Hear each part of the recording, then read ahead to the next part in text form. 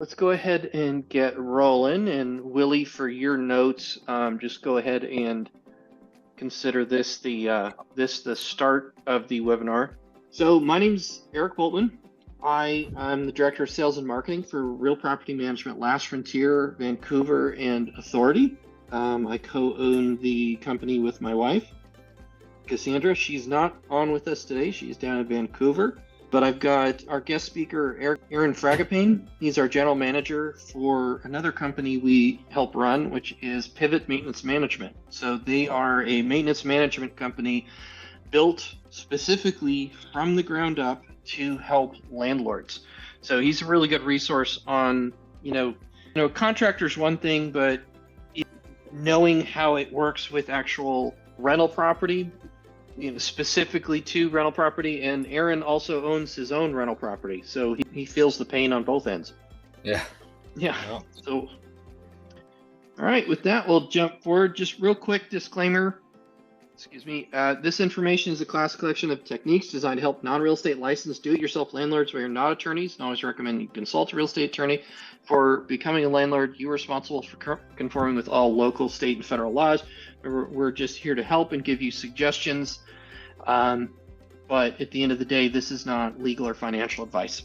So we're going to be talking about property maintenance for you DIYers, stuff that you guys probably don't think about when you're managing your own property. So first thing is we're going to talk a little bit about what to look for before you ever buy. And foundation integrity, that's a big one. I'm sure Aaron will tell you that, yes, foundations can be fixed, but, Aaron, what's ballpark cost if you have a property that's got a sinking foundation? It can be anywhere from $10,000 to $100,000 based on what the issue is. It can be dramatically, it can range dramatically from just something that possibly needs a couple of footings in different areas to be, maybe some engineered stabilizers to. There's a property that I looked at a little while ago out here in Eagle River that they didn't do soil tests, and they built it on on where they had dumped all the trees for another building out here, and nobody did the soil test. And I mean, that's hundreds of thousands of dollars in engineering and repair. So right. Definitely, it can be done. Yep. I mean, it could be, everything can be fixed. It's just according to if it's, is the juice worth the squeeze? I mean, there's nothing that can't be fixed. It's just, how much money are you willing to put into something? So next thing we're talking about is roof condition. And this is a big thing I talk to when I'm out in the field working with new landlords or tenants that want to become homeowners down the road. Is if you live in an area that's really seasonal. This is less of the case down in the Washington market, but especially up here in Alaska, there's a kind of narrow band of time during the year that you should probably be messing around with buying a property, because you need to know what sort of shape is the roof. And if it's covered in 2.5 feet of snow, that's kind of hard to tell. And I mean, gutters, at least I think both states, being in the Pacific Northwest, it really matters whether you have gutters. I didn't have gutters on the home I'm living in now, and when we did our first walkthrough inspection, we got lucky and it was raining. And I say lucky because all that water was falling off the top story, hitting the ground, splashing onto the door, slide down the door seal. There was about an 8-foot long stretch of water in the front door just because it was raining outside. So what we did is we negotiated gutters into the sale of the home. Something that the sellers probably should have done a long time ago. But roof condition and gutters, a very big deal. Roof repairs are extraordinarily expensive, and for the guy doing it, they're a liability concern, because now we got to have folks working on the roof.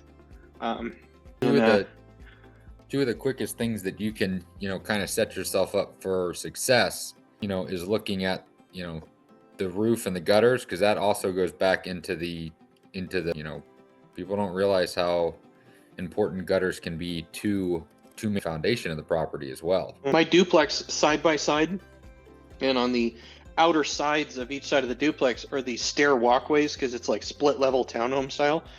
and it have all these heaving problems where the posts that hold the stairs would lift up several inches and lift down several inches as the freeze thaw cycles happened, and it would just drive you nuts because the stairs were all uneven and it was causing all these heaving problems with the walkway.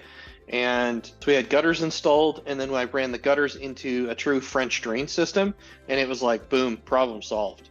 It just is not an issue anymore. So, it may just be more than gutters. Okay, great, you put in gutters, and now you're just putting all the water in one place.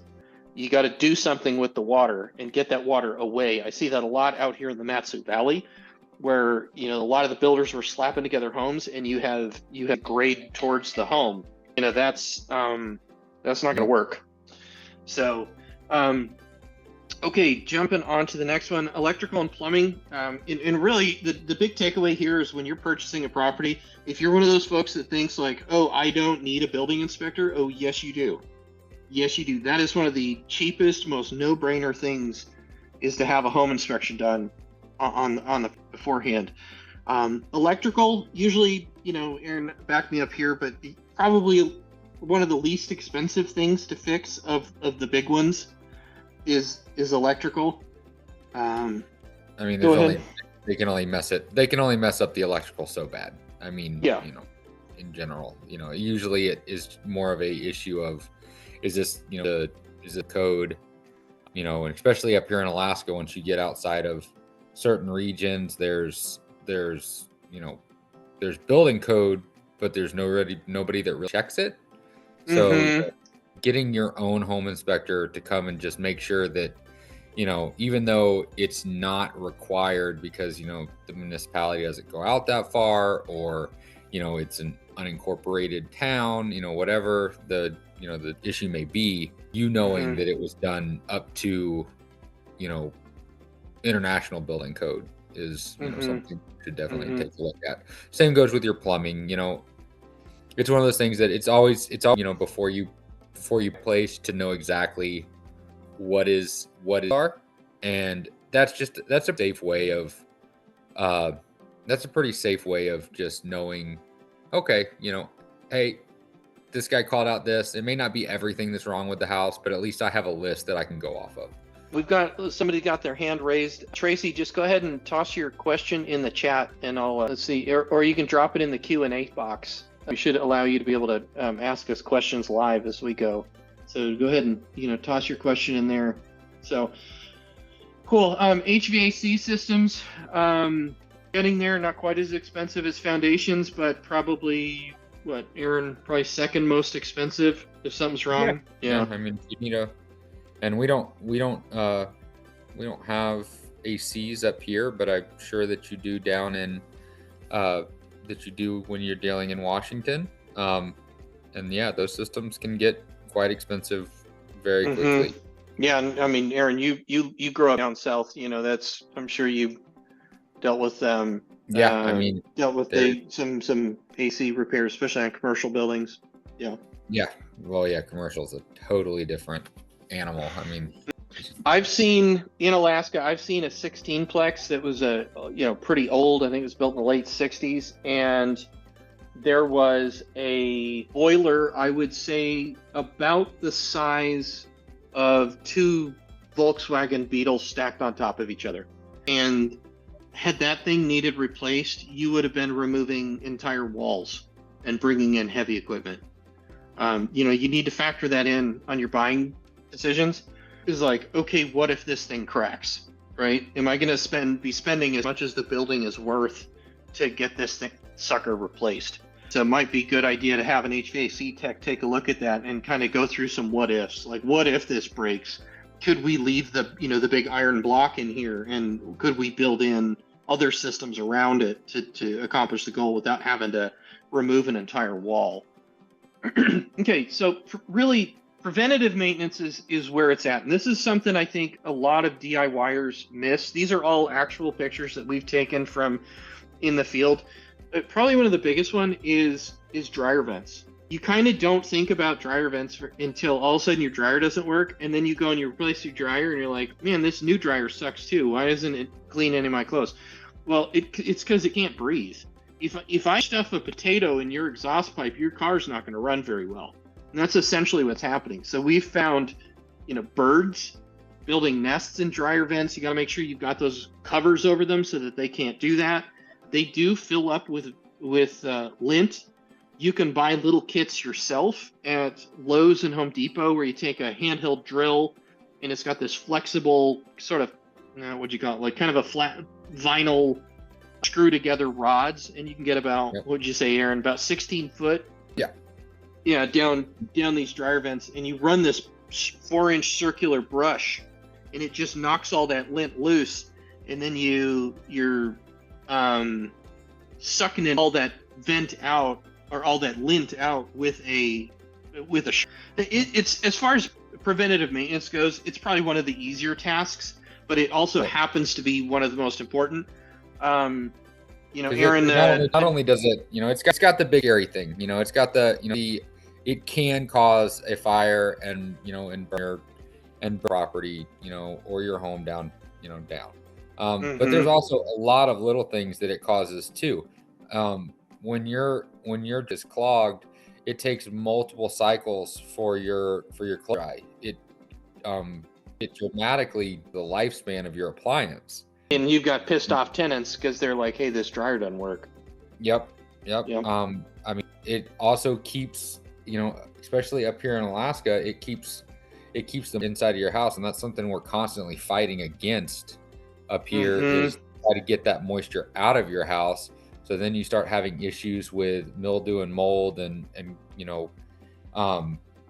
possibly condensation on your windows that could make your windows go bad. I mean, that's it's one of those things where something that either you can hire somebody to do it. The going rate for dryer duct cleaning is anywhere between $100 and $200, somewhere in that range, once a year. Or you can buy the kit and DIY it, and it's not something that's it's not overly the worst part complex. is moving the dryer, in my opinion. Like that's the only part that really sucks about it, is moving the dryer out of the way, getting access to it, getting it all hooked back up, getting the dryer back in place, especially if it's a really tight fit. But other than that's one of the most no-brainer easy maintenance items. Seasonal inspections, this is a big one. Like we work with the HVAC companies to go out and go do checks on your heating systems. Talk to the heating folks. They will go out and they will do really low-cost inspections on your heating systems. Okay, this is the important part. In the summer, when you don't need it. Because guess what? A 2-week wait for a part in summer, who cares? It's already hot, right? Yeah. But a 2-week wait in winter, that's a real big deal. So, do those checks when you check your equipment. It's kind of like pre-flighting an airplane. You do all those checks before you leave the ground, because I don't need to know if that screw's come loose on the ground. It's not very, I'm going to stop the flight, but I'm not going to die because of it. Different story up in the air. So moving on to smoke detectors, carbon monoxide detectors. When you do your tenant walkthroughs, are you checking that did they smoke detectors and carbon monoxide alarms? Right? That's if you have records and pictures of having put smoke detectors with working batteries and carbon monoxide detectors in the home, that is to show that you did your due diligence in case there is ever a fire. That's going to really help you to keep the insurance company from trying to get out of the claim. Gutter cleaning, and I think this is probably one of the most overlooked ones. Y'all in Washington especially see a lot of that. We have removed whole trees growing out of people's gutters in Washington. You spent thousands of dollars on gutters, and don't buy plastic gutters from Lowe's or Home Depot. They're just junk. They just break. Go get the actual where somebody installs them, because all you're going to do is fall off a ladder and for a gutter that might last a couple years. Seamless gutters are definitely, they're definitely the bomb. They're the way to go. You talk about ease of maintenance. They're the length of the thing. They're not gonna the plastic ones, they have these little gaskets where when you click them, they are supposed to seal but I mean, anybody But they who's had don't. gutters within 3 years, you know that every break in the 4-foot sections of gutters, there's a leak. Yeah. It's one of those things where, you know, I mean, go ahead, get your seamless gutters. You know, as long as against your house, your seamless gutters are going to last just as long as your house lasts. I mean, nothing's going to happen to them as long as you do regular maintenance and keep them, you know, free of don't let a tree grow in them. Or those seamless gutters are going to last forever. Those leaf guards are cool. There's a few companies a lot of the seamless gutter companies will install leaf guards with them.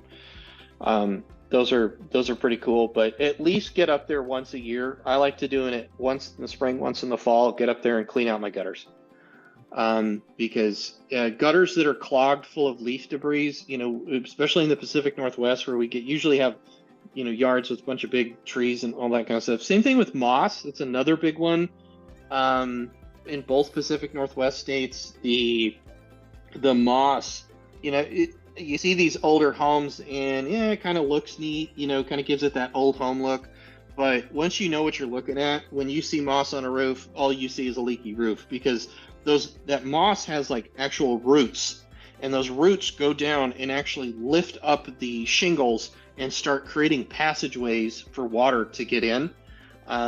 Do not let moss get a hold of it, because once it kind of gets out of control, it gets really expensive and difficult to remove fast.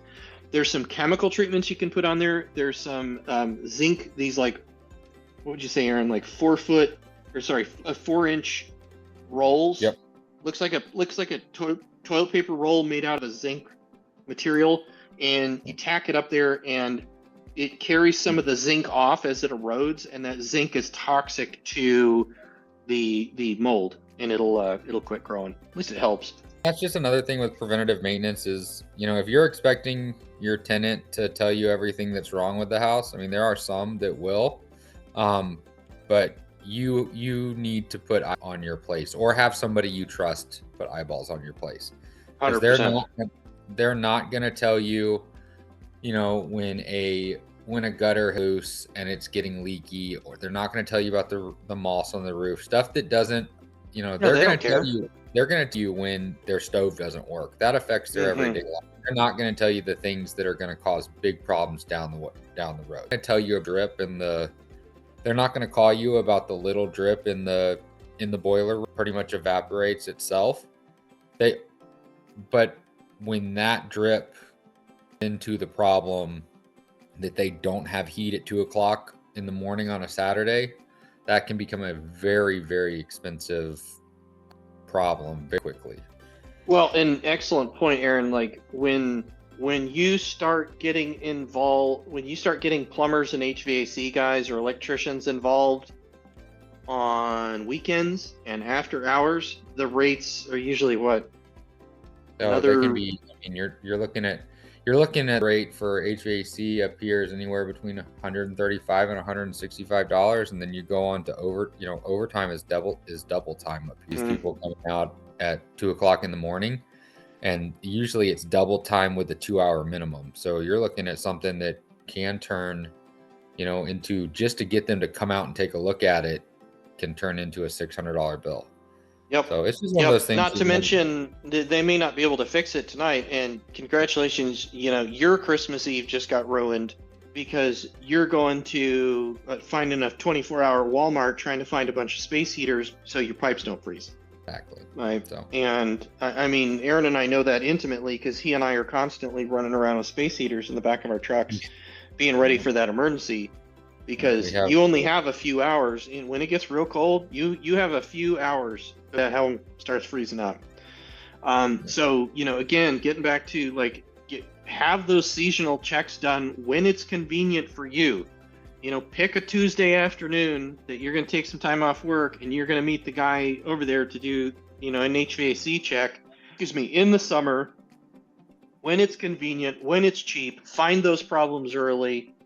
You know, pre-flight the airplane before you take off. The cost savings is going to be incredible, and your tenants are going to be happy because they don't have. Yeah, I was just about to say that this is all about saving.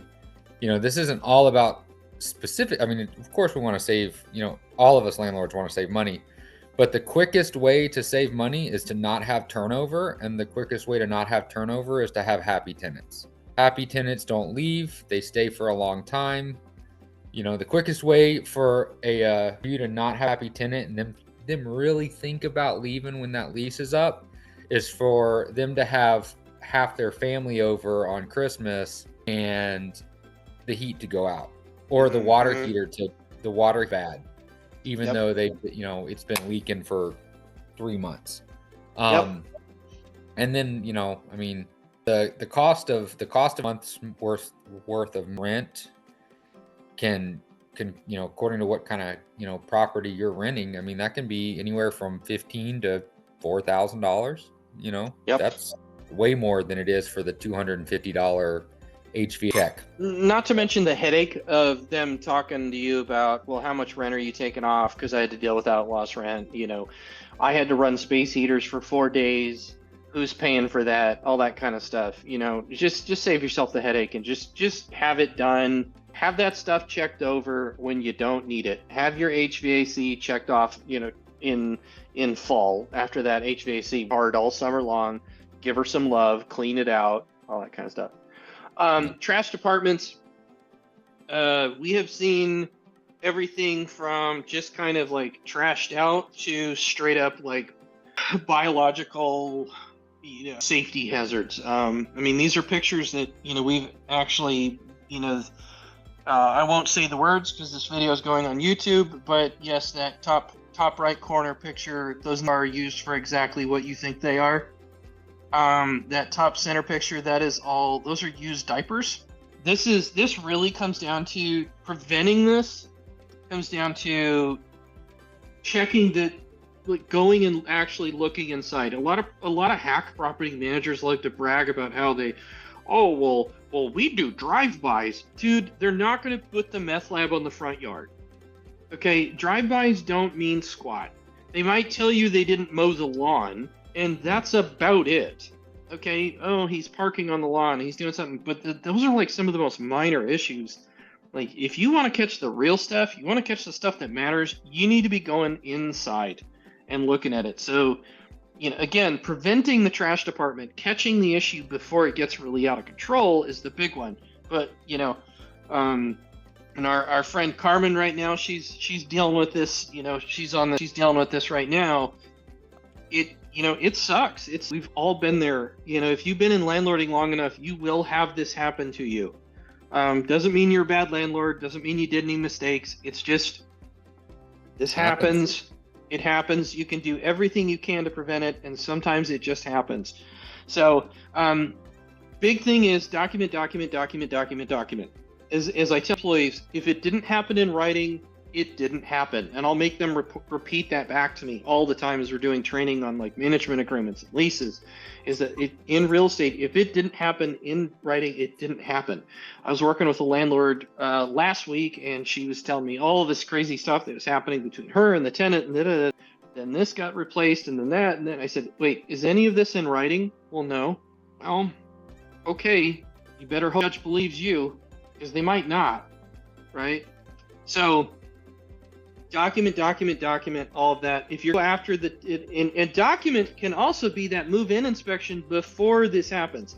So much of property management is catching the problem before it happens. This is why a good property manager, you go, what do they do? Collect the rent, and I can do that. No, a good property manager is using all the things that they've seen go wrong over the years and making sure that they don't happen to you. Doesn't mean we're perfect, doesn't mean that I'm not omniscient and that I can tell that, he and his girlfriend are going to break up 3 months from now.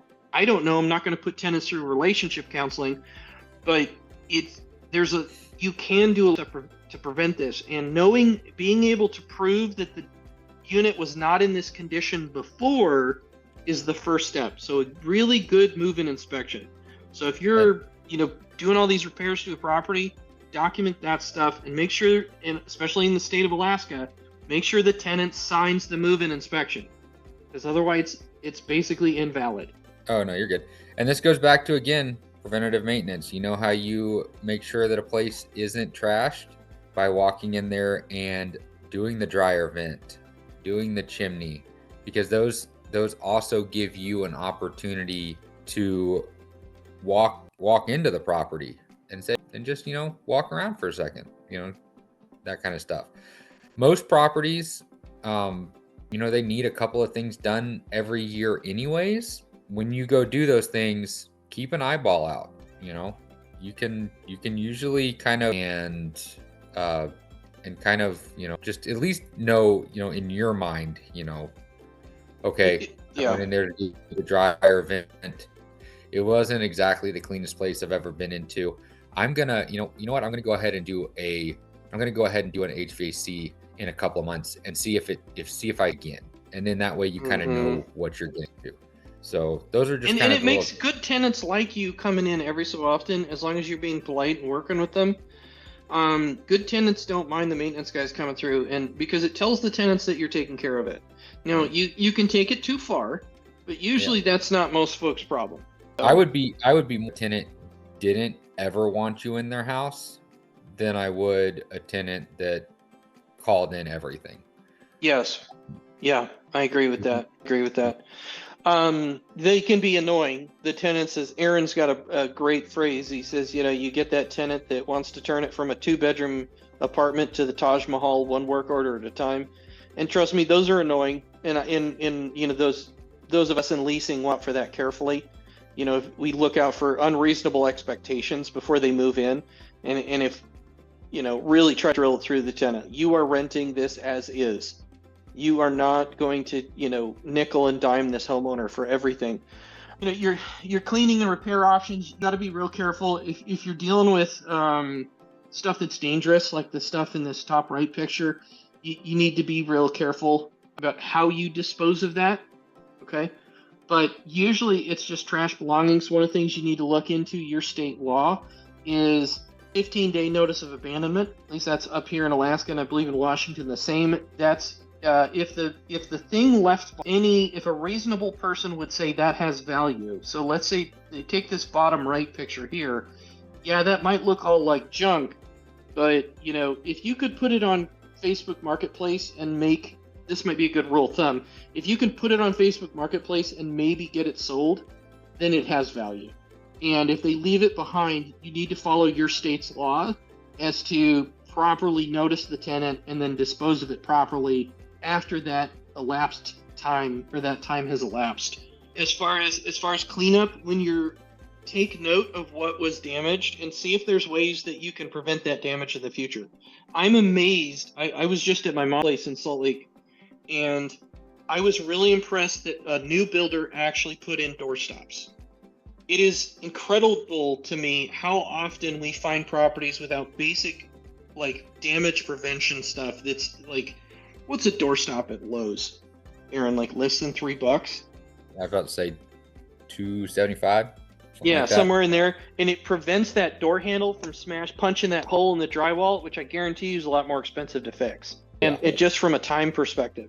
So if you know the tenant's going to hang a TV, maybe hang a TV mount and leave it behind for them already, right? At least then it's done right. It was actually drilled into the studs correctly, etc. Whereas, if you're kind of worried that maybe Jenny doesn't own a stud finder, but she wants to hang a TV, that might be worth looking into. I would say at least that's the way you say it to your tenant. I have been to a property where do-it-yourself tenant was putting in a TV, and that was all fine and good, except they didn't know how to use a stud finder, and they put it through a water line and flooded the place, because it all shows up on on one of those, whether it's a copper line, a stud, a sewer line, they all show up in the same when you look like that. And that was a very expensive mistake. Just better to have either you do it and at least it's your mistake, or you hire somebody to do it. But if they want their TV hung, just because they use lag bolts, they're not just a little screw. So you drill those out, they can put a size hole in a copper line real quick. So as far as using security deposits, remember, yes, you can use the security deposit to cover damages. However, as I said, if you didn't document the condition before, good luck with that. At least in the state of Alaska, they've said if you don't have a move-in inspection signed by the tenant, basically don't bother. So you need to think about that when you're purchasing a property and doing your due diligence. If there was no move-in inspections done, you can't really go after the tenant for those damages. And say, well, you know, it wasn't in this condition before, and the tenant's going to say, yeah, it was, and now it's your word versus theirs. Whereas if their signatures on a signed document showing that the property wasn't in that condition, and I'm talking pictures. I mean, you can take a video with your phone if you want. That's not my favorite, but usually something that can be put into a PDF at least, that documents the condition of the home, and you know, both of you sign it. That's the most bulletproof way to get out of tenant damages. You can send them to collections. Good luck doing that without a social security number. So again, so much of this comes to preventing the problem before it happens, or at least laying the groundwork. You know, pack the parachute into the airplane before you need to jump out, because if there's no parachutes in the back of the airplane, well, you might be riding it back down the way gravity intended.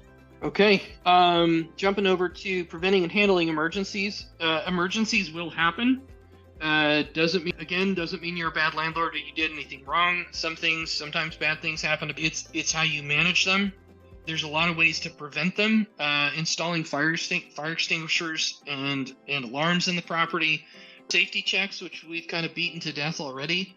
Are you checking the smoke detectors when you do those inspections? Are you telling, you know, if you're doing your own maintenance, are you saying, hey, while I'm here, why don't I swap new batteries into the smoke detectors? Oh, where are your smoke detectors? You know, hey, let's have a chat about that. Is this going off all the time while you're cooking? Well, then let's get you a smoke detector that prevents that, rather than you not having a smoke detector, because I want you guys to be safe. That kind of stuff. And document. That, you know, you talked about it, and then follow it up with an email that's now, you know, record that you told them to not disconnect the smoke detectors anymore. Provide your tenants with fire extinguishers.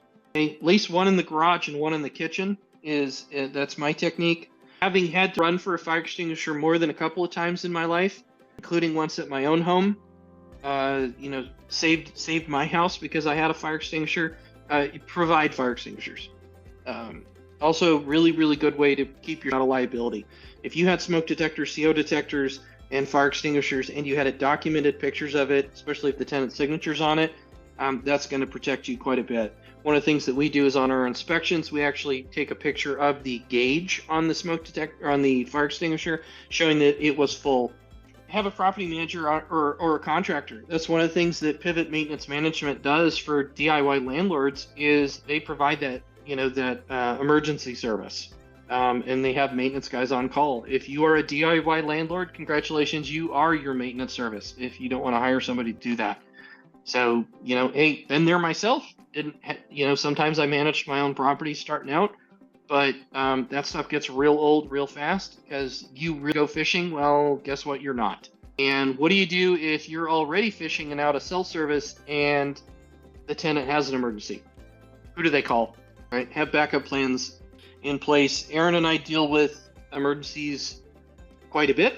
I was low crawling through a crawl space. Started off as a showing, ended up into I had, you know, opened up the garage to show off the garage, and there's water pouring out of the ceiling. That stuff happens. Wasn't anybody's fault, just stuff happens. So, you know, do you know where your water shutoff line is? Where's the main water shutoff? And you go, oh, I know where it is. Yeah, you knew where it was 3 years ago. Do you remember where it is right now at 1 a.m.? You know, so label that stuff. Big yellow tags. Do whatever you got to do to make it glaringly obvious where the water shutoff valve is. No, if you live in earthquake country like we do up here in Alaska, it would be really, really smart to have your have one of those emergency wrenches. They sell for pretty cheap, like what, $6-8 at Lowe's, to be able to shut off your gas lines, and just take a cheap zip tie and zip tie one of the wrenches to the gas meter. There's more than a couple houses that I shut off the gas to after the big earthquake we had in 2018. It's very, very simple. There's probably YouTube on how to do it in an emergency. But if you have to shut off the gas in a real hurry, that might, save the house or save lives. Last thing on this slide, remember, an ounce of prevention is worth a pound of cure. If you have a gas leak, if you have that wrench already zip tied to the gas meter, where you don't have to go running around in a house full of natural gas looking for a line, and that does happen. That happened to me on Friday. I was walking by a property that had a gas leak and found it, called N-Star, we sniffed it out, shut off the gas lines, etc. So sticking your head in the sand is not a solution. Being prepared is. Okay, so small problems. Aaron touched on this a little bit. These are things that the tenants are probably not going to point out to you, and these are some great pictures over here, because this is stuff that's actually happened. Your tenants are probably not inspecting their crawl space, because Aaron, all this white stuff, that's mold, right? Yep. In that bottom left corner. Mm-hmm. Yep. Sewage leaks, we find those all the time in crawl spaces. Yep.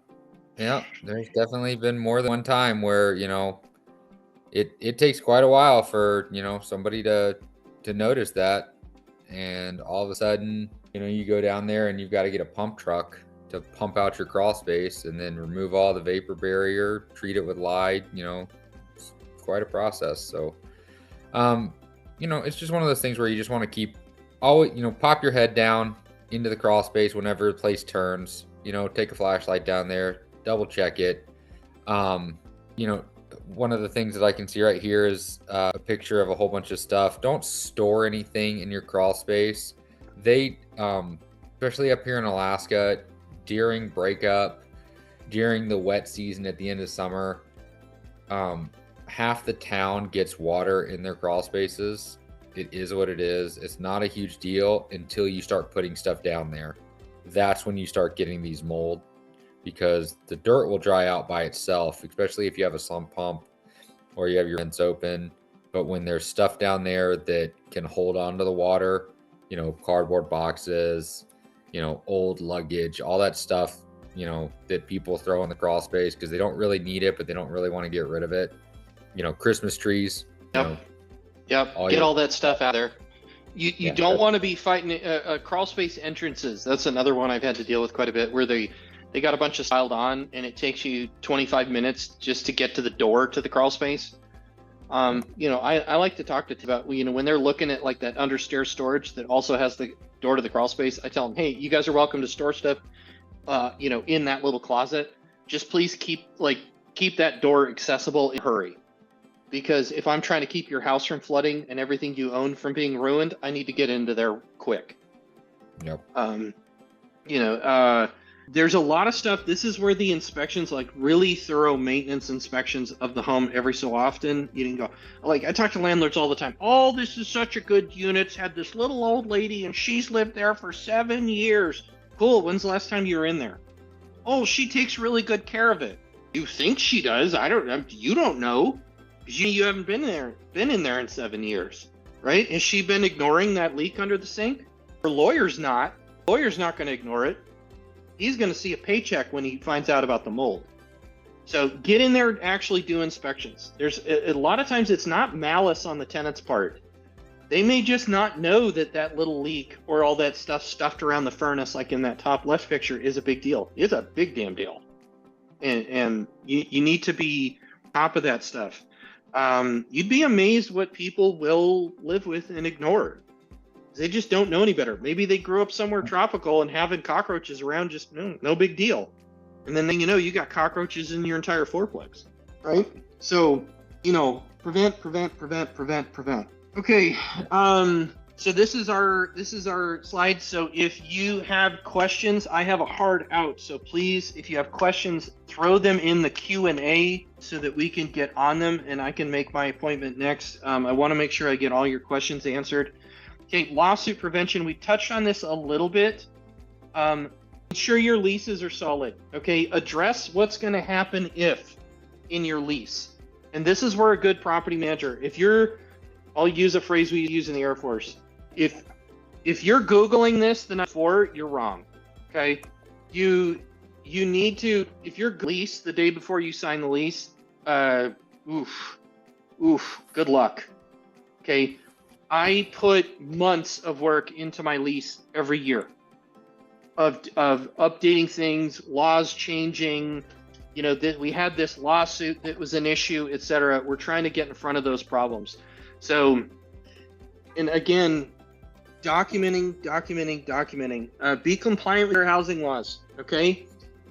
I always like when I can thinks they know more than they actually do. I always ask them to say, what are the 7 federally protected classes under the Fair Housing Act? And I've never had anybody get it right. Okay. And I know that's kind of like, that's kind of gotcha question, but you would be amazed how it is to violate a fair housing law. You think like, oh, I'm not racist. I'll be fine. You don't have to be a racist to get in trouble.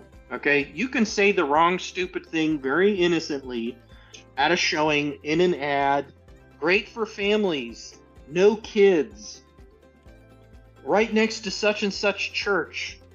Those are all fair housing violations. You would be amazed how much you can get in trouble with very innocently. So be extremely careful with that. Regular property inspections, we've beaten this to death, but it's why it matters.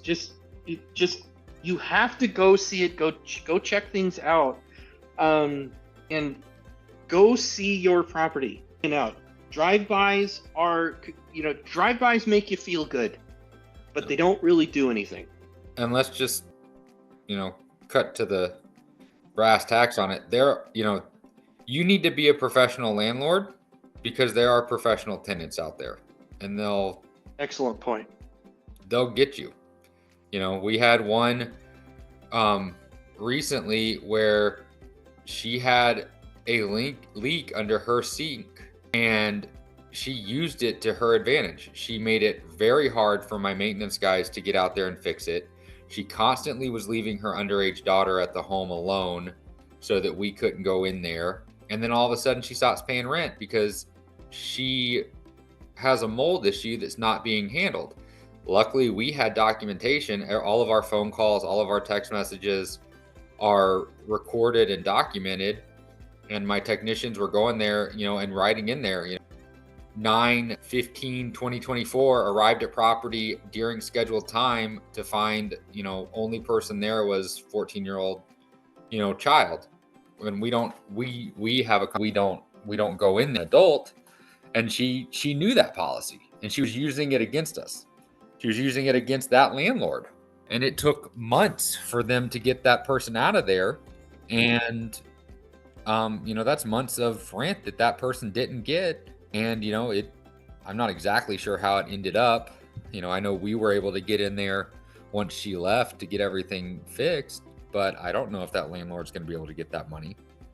So it's one of those things where you just need to, if you're playing games, if they're playing games, documentation is your number one, 100%. Like if you can document playing games, unless you get some real activist judge, that's your number one defense against that kind of stuff. So excellent point. Well, guys, thank you all for coming. I do not see any more open questions in the chat. We really appreciate you attending. Again, Willie, my extraordinaire digital marketing guy, will be putting this out on YouTube here shortly. So thank you, Willie. Thank you, Willie, for making my PowerPoint presentations actually look halfway presentable. Again, join the Landlords Almanac. Go on Facebook. Go check that out. Great place to talk, network, commiserate with your fellow landlords, ask questions. Bigger pockets is cool, but you got to remember you're talking to people from all over the U.S. and what they're stating as the rule may or may not be the law where you live. So again, I know everybody, all they hear is dollar signs and cash registers going ka-ching ka-ching when I say attorney, but sometimes you got to suck it up and pay an attorney because, like we said, an ounce of prevention. All right. Thank you all for coming. I appreciate it. And I'm going to go ahead and shut things down now.